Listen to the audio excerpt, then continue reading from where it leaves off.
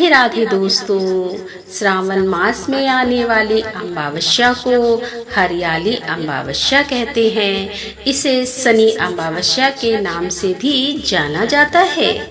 आज के हमारे इस वीडियो में हम आपके लिए हरियाली अमावस्या की व्रत कथा लेकर आए हैं। एक समय की बात है, किसी नगर में एक राजा रहते थे। राजा के एक बेटा और एक बहू थी।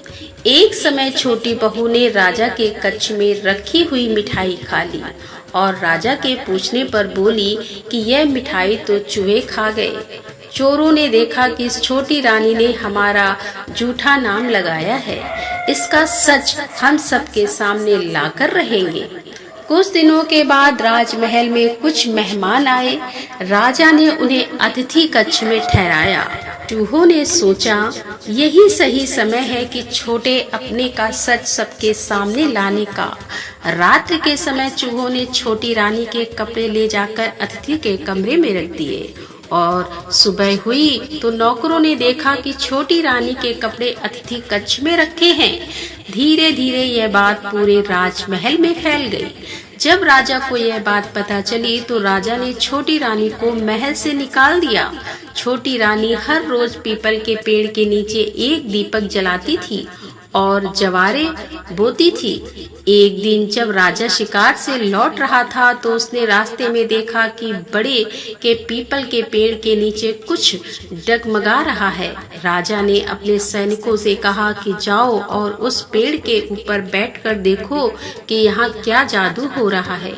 राजा के सैनिक गए और पीपल के पेड़ पर चढ़कर बैठ गए। रात्रि में उन्होंने देखा कि वहां रखे कुछ दीपक आपस में बात कर रहे हैं। एक दीपक दूसरे दीपक से कहने लगा कि तुम कहाँ से हो? तो दूसरा दीपक बोला, मैं राजा के महल से हूँ। छोटी रानी रोज यहाँ आकर पीपल के पेड़ के नीचे दीपक जलाती थी। आज हरियाली अमावस्या है लेकिन छोटी रानी नहीं आई क्योंकि राजा ने उसे महल से निकाल दिया। तब दूसरे दीपक ने पूछा कि राजा ने छोटी रानी को महल से क्यों निकाला? तो राजा के महल का दीपक बोला, छोटी रानी ने एक दिन राजा के कक्ष में रखी मिठाई खा ली और चूहों का झूठा नाम लगा दिया। छोटी रानी के सच को सामने लाने के लिए चूहों ने रानी के कपड़े ले जाकर अतिथि कक्ष में रख दिए और रानी पर इल्जाम लगा। फिर राजा ने उन्हें महल से निकाल दिया। इसीलिए आज मैं सुना हूँ कि सिपाही ने जब यह बात सुनी तो वह तुरंत पेड़ से उतरे और महल में जाकर उन्होंने राजा को सारी बात बता दी। यह सुनकर राजा ने छोटी रानी को महल में वापस बुलवा लिया और छोटी दामनी ने पीपल के पेड़ में दिया जलाने का अपना नियम फिर से शुरू कर दिया। तो दोस्तों, यह थी सावन महीने में आने वाली हरियाली अमावस्या की कहानी। यह कहानी आपको कैसी लगी हमें कमेंट बॉक्स में लिखकर जरूर भेजें। साथ ही साथ हमारे इस चैनल को सब्सक्राइब करना ना भूलें।